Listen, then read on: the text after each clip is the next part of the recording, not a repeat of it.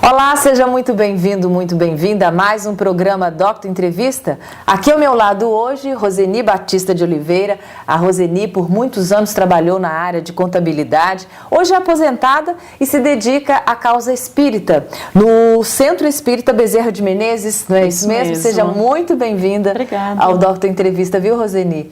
E a Roseni, ela vem fazendo palestras aqui na região sobre o tema A Doença como Caminho de Cura. E é sobre este tema que nós falaremos aqui hoje também e contar também um pouquinho da trajetória da Roseni, que nasceu em Caratinga, segundo ela me explicou, mas não morou aqui na infância, né, Roseni? É verdade, eu fui criada em São Paulo.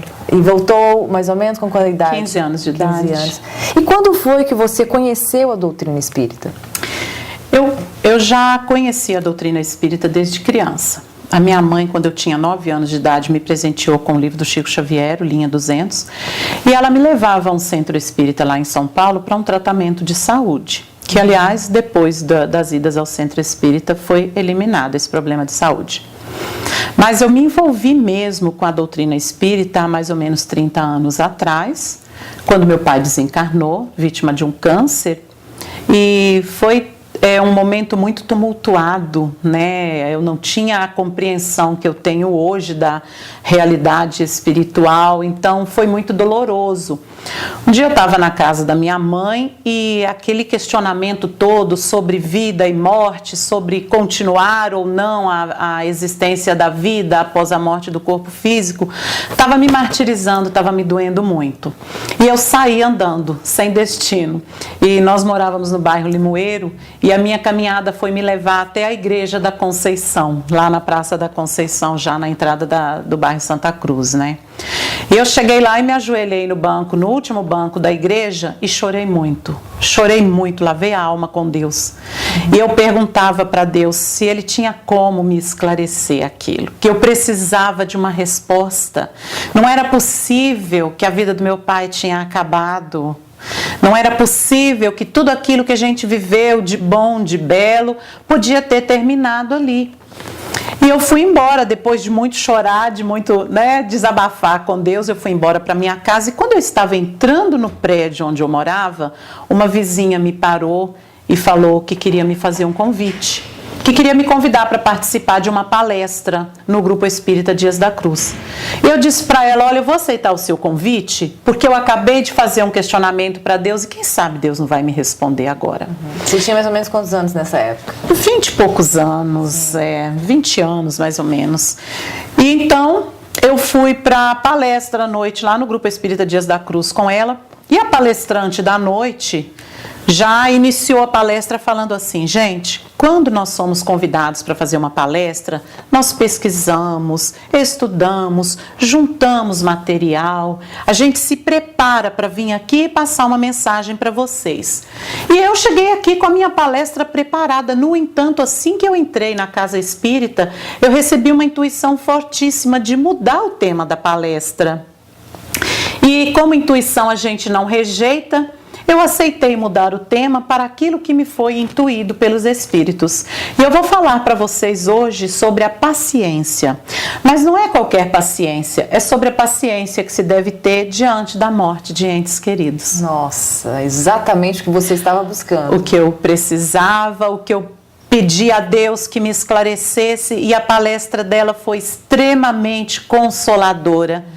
Então foi a partir daí que eu fechei definitivamente com a doutrina espírita, que é o Consolador prometido por Jesus. Sim. E hoje você faz esse trabalho na doutrina espírita também como palestrante, né? Sim. E outras atividades também, você apoia lá. Fala um pouquinho sobre esse trabalho. Sim. Olha, as palestras eu me iniciei, creio que há 4 anos, né? E o bom de você fazer palestra é que você aprende muito. Porque, é claro, cada vez que você vai fazer uma palestra, você tem que estudar aquele tema. Às vezes a casa te dá um tema para você trabalhar e às vezes você fica à vontade na escolha do tema, né? Então, fazer palestras ensina muito a gente, mas exige muito da gente também. Porque quanto mais conhecimento você adquire, maior é a sua responsabilidade na prática daquele conhecimento. Né? Então, tem os dois lados da moeda. E além das palestras, eu faço trabalho de atendimento fraterno, de passe e de magnetismo, porque eu sou magnetizadora também, lá no Grupo Espírita Bezerra de Menezes. O que é esse trabalho de magnetismo? O magnetismo é um trabalho que a gente faz sobre os centros vitais da pessoa, quando a gente harmoniza os centros vitais, né, que estão por alguma razão desarmonizados, desequilibrados. Lá na nossa casa, nós trabalhamos com o magnetismo voltado para a depressão. Então, todas as segundas-feiras, a partir das 19h30, nós iniciamos o trabalho que se chama TDM, é o tratamento da depressão através do magnetismo. O passe magnético é quando você doa da sua própria energia para o assistido. Para que ele se equilibre. Exatamente. E aí a gente trabalha os centros vitais que necessitam mais de harmonização. Sim. No caso da depressão, o centro vital mais trabalhado é o esplênico, que reúne os filtros do corpo físico. Sim. E como tem sido os casos de melhora? Como que tem sido o que vocês têm percebido? Olha, muitos pacientes se recuperam muito bem, porque isso depende da pessoa, né? A cura de tudo depende primeiramente do paciente. Ele tem que ter uma atitude de mudança para que a cura ocorra. Nós apenas colaboramos para facilitar a cura, né? Mas o que acontece? Há pacientes que vão lá, porque esse processo do TDM, ele é feito assim, são 3 etapas. Primeira etapa é do acolhimento. O paciente chega, nós temos lá na casa 3 psicólogos. Ou ele é atendido por um psicólogo, ou ele é atendido por algum companheiro da casa que seja capacitado para o atendimento fraterno. Nós chamamos de atendimento fraterno, esse diálogo, né, com as pessoas que necessitam. Então, ele passou por esse atendimento, aí vai ser constatado se ele é um caso de depressão ou não. Porque há casos em que a pessoa está vivendo um momento difícil, mas com uma conversa, um bate-papo saudável, a pessoa consegue se reestruturar e seguir o caminho. Quando o caso já é de depressão, que já necessita de algo mais, então ela é encaminhada para o TDM. A segunda etapa é a evangelioterapia. Porque nós sabemos que não há terapeuta melhor do que Jesus. Os ensinamentos de Jesus, quando a gente estuda, eles são capazes de levantar a nossa autoestima, de dar coragem, de dar força. Quando você começa a ler o Evangelho de Jesus, você tem vontade de fazer tudo que é bom e belo. Então, a evangelioterapia é parte desse tratamento também. Os pacientes se reúnem junto com pessoas, né, da casa, capacitadas para o trabalho. Ali eles leem trechos do Evangelho e eles conversam sobre aquilo que eles leram, cada um expondo o que acha, o que compreendeu, mas sempre orientados por pessoas da casa, obviamente. A terceira etapa, que é a do magnetismo. A pessoa entra para uma sala, onde ela vai se deitar numa maca e ali nós vamos fazer a harmonização dos centros vitais da pessoa. Sim. Como que você vê a doutrina aqui na cidade? Olha, eu fico até feliz, porque para o porte da nossa cidade, né, não é uma cidade pequena, mas também não é tão grande, nós temos aqui 4 casas espíritas. E isso é muito bom, né? São 4 casas espíritas que trabalham de acordo com a Federação Espírita Brasileira, que é o Grupo Espírita Dias da Cruz, o Grupo Espírita Bezerra de Menezes, o Grupo Espírita José Grosso e o Instituto Espírita Caminho da Luz, que funciona lá no bairro Santa Cruz. Eu acredito que o movimento esteja bem representado aqui na cidade. Maior desafio? Conscientização. A missão da doutrina espírita é de ajudar o homem a se conhecer e a conhecer a Jesus. Quando a gente consegue conscientizar as pessoas de que o espiritismo não é contra nada nem ninguém, a gente venceu uma batalha enorme. Porque infelizmente o espírita e o espiritismo enfrenta ainda hoje, em pleno século XXI, um preconceito muito grande. As pessoas que desconhecem como que qual a base, o embasamento do espiritismo, as pessoas, elas fantasiam, né? Mistificam a imagem do espiritismo, e o espiritismo, esse que foi codificado por Allan Kardec, tudo que ele não é místico. né? Muito pelo contrário, nós temos embasamento científico para tudo, menos misticismo, né? Mas infelizmente a gente enfrenta esse problema. Mas a gente tem paciência e perseverança, porque a gente sabe que devagar a gente vai conseguindo mostrar para as pessoas, até através das nossas ações, o que é o verdadeiro espiritismo. Muito bem. Bom, eu vou chamar o intervalo, Roseni, e daqui a pouquinho nós voltamos para continuar esse bate-papo e falar mais sobre o tema da palestra que ela tem feito aqui na região, que é a doença como caminho de cura, a doença como uma bênção. Você vai entender exatamente o que ela quer dizer nessas palestras daqui a pouquinho, depois do intervalo.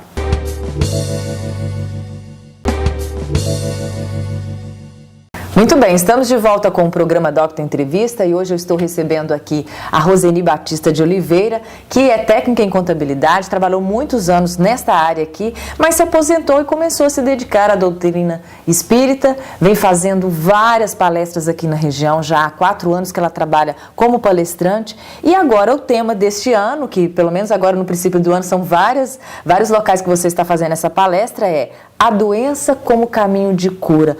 Vamos explicar para as pessoas em casa, então, Roseni, por que você diz que a doença é o caminho da cura?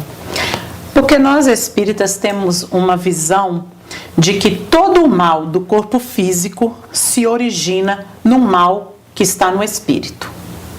Então, as pessoas, às vezes, elas trazem doenças com elas que são como que um expurgo de um mal praticado numa existência anterior, porque nós espíritas somos reencarnacionistas, né? Então pode ser isso, pode ser uma questão de envolvimento com pensamentos e sentimentos ruins. Eu costumo até brincar, sábado mesmo, quando eu fiz essa palestra, eu falei assim, olha, não adianta. Às vezes a pessoa vai na casa espírita, toma passe, assiste uma palestra que é um estudo, né?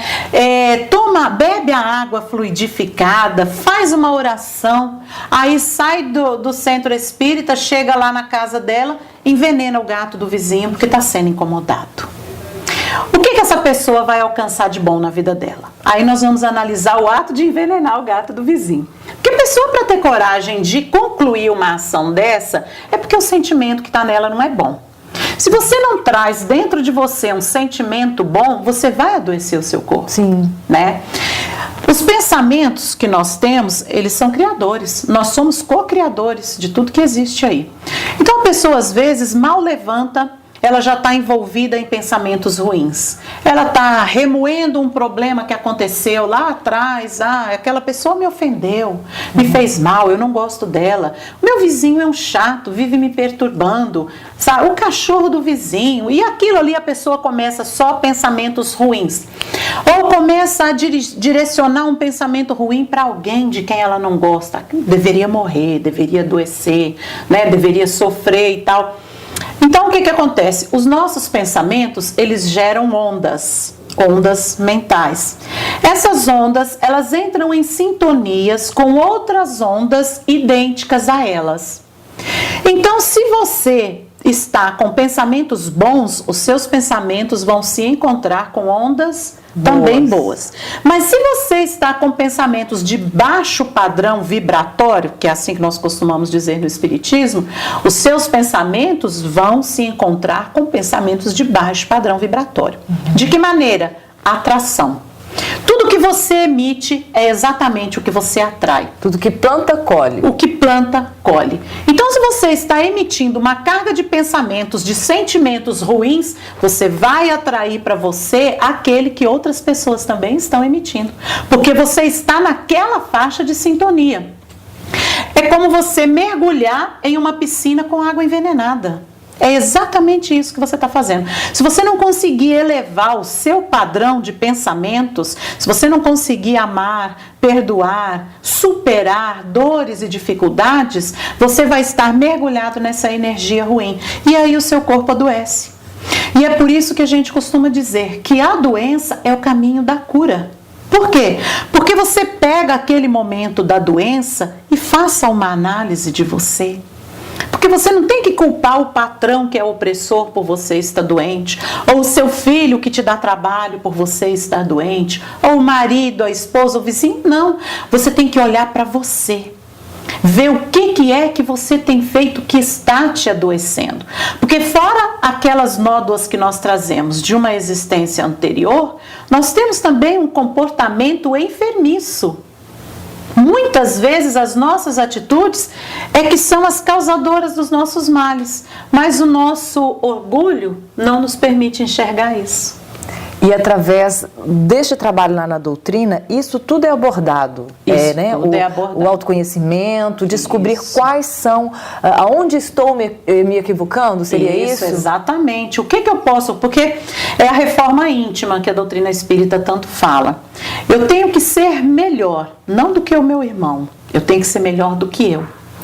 Hoje eu não quero cometer os mesmos erros que eu cometi ontem.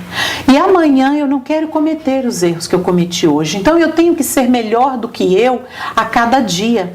E é dessa maneira que a gente vai evoluindo e se libertando desses males, dessas doenças. Mas quando a gente é honesto, quando a gente é sincero, quando a gente olha pra gente e procura ver, eu errei, eu não quero mais errar, eu quero mudar, eu quero corrigir.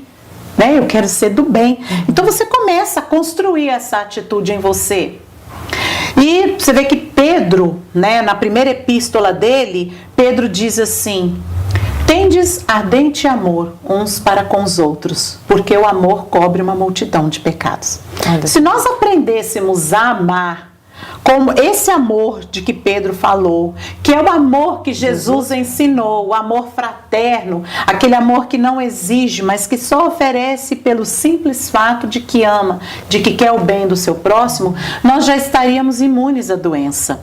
Então o que acontece? O caminho da cura, ele pode vir através da doença, para você resgatar, ou através do amor.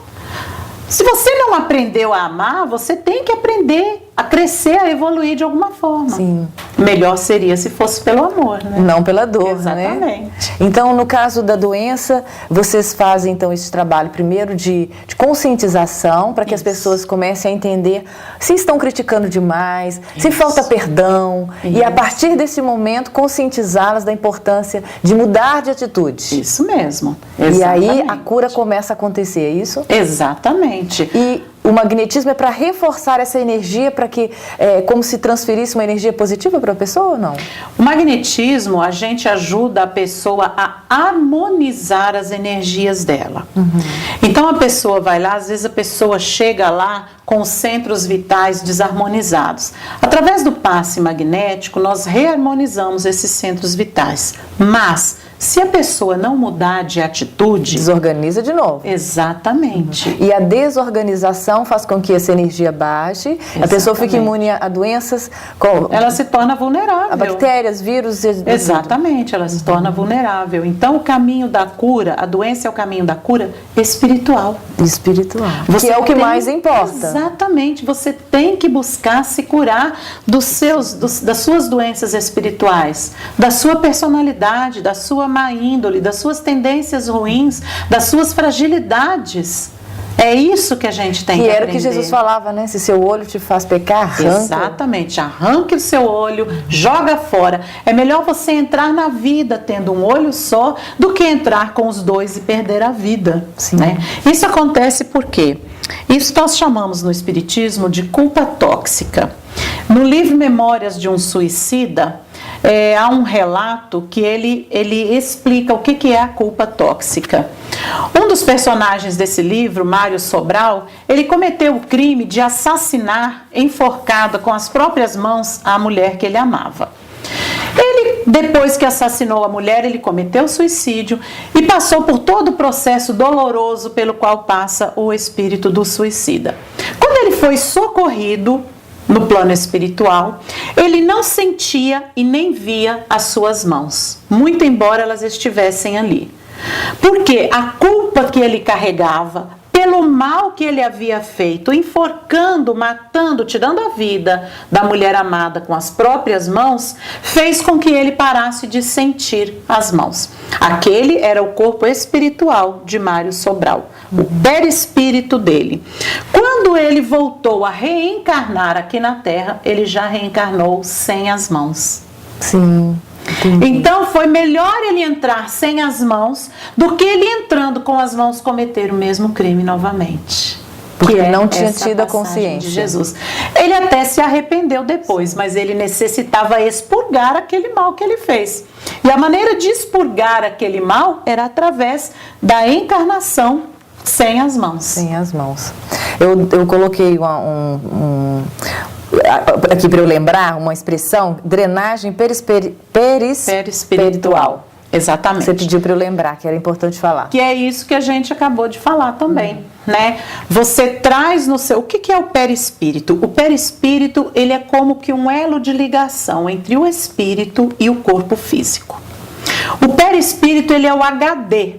Nele fica registrada todas as suas ações, de todas as suas existências, porque nós, espíritas, somos reencarnacionistas. Então, quando você traz no seu perispírito, por exemplo, você, numa vida anterior, você tinha o mau hábito de caluniar. Você usava a sua palavra para caluniar.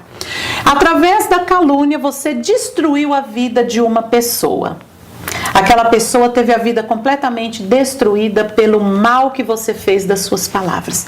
Você, com essa ação, com esse mal que você fez a um seu irmão, você carrega no seu perispírito, que é o HD das suas atitudes, aquela mancha, aquela nódoa na região que você utilizou para fazer mal. Né? Que é aqui nesse centro, que envolve garganta, boca, língua, até mesmo os dentes, que é o centro vital chamado laríngeo, né? Então você vem com aquela nódoa na região do perispírito do laríngeo. Ao moldar o corpo físico, porque o corpo físico ele é uma cópia do perispírito, ao moldar o corpo físico vem com um defeito naquela região. O que é aquela região que numa vida anterior você usou para destruir alguém? Para fazer o mal. Fica aquele registro no perispírito e quando o corpo físico é moldado pelo perispírito, ele vem com aquele defeito ou ele vem com uma falha que no futuro vai gerar uma doença, um câncer ou algo parecido. Então, o que é isso? É a drenagem do perispírito para o corpo físico. Drenou, limpou o perispírito. Você está limpo daquilo que você fez. A não ser que, mesmo doente, você continue fazendo.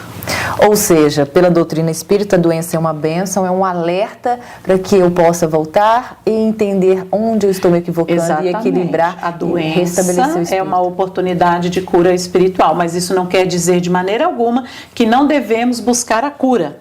Devemos sim, porque caso contrário seria cometer o suicídio. Tanto a cura espiritual quanto os médicos, com todos os recursos possíveis. Todo tratamento espiritual que é feito dentro de uma casa espírita, a primeira orientação que a pessoa recebe é: olha, não e pare com o tratamento médico. Não pare, porque nós orientamos a pessoa a fazer a reforma íntima, a tratar do lado espiritual dela. Então ela deve continuar sim com o tratamento do corpo físico, porque nós tratamos da causa, o médico vai tratar do efeito. Sim. O nosso tempo terminou, queria te agradecer pelos esclarecimentos, parabenizar pela palestra, né, um tema tão importante, e deixar aí você fazer o convite para as pessoas que queiram conhecer mais o trabalho de vocês lá, né, o endereço, tudo direitinho. O Centro Espírita Bezerra de Menezes, ele funciona no bairro Esplanada, na rua Sinfrônio Miranda, número 74. As nossas reuniões públicas, as palestras, elas são todos os sábados às 19h30. E nós temos também às segundas-feiras, né, à noite, a partir das 19h30, o TDM, que é o tratamento da depressão pelo magnetismo. Durante o dia, às 14 horas, nós temos o plantão de passes e de atendimento fraterno. Esse plantão ele é repetido às quartas-feiras também, das 14 às 16 horas, plantão de passe e atendimento fraterno. E nós temos também o tratamento espiritual, que é realizado lá quinzenalmente. Agora, esse mês de janeiro, vai retornar no dia 10, né? E todos os sábados as palestras públicas, que é o mais importante, que é onde a pessoa aprende, né? E tem a oportunidade de crescer, evoluir. Muito bem, Roseni, muito obrigada pela presença, viu? Ótima palestra para você aí nas regiões aqui que você ainda tem que fazer. Que Deus continue te abençoando. Que assim seja.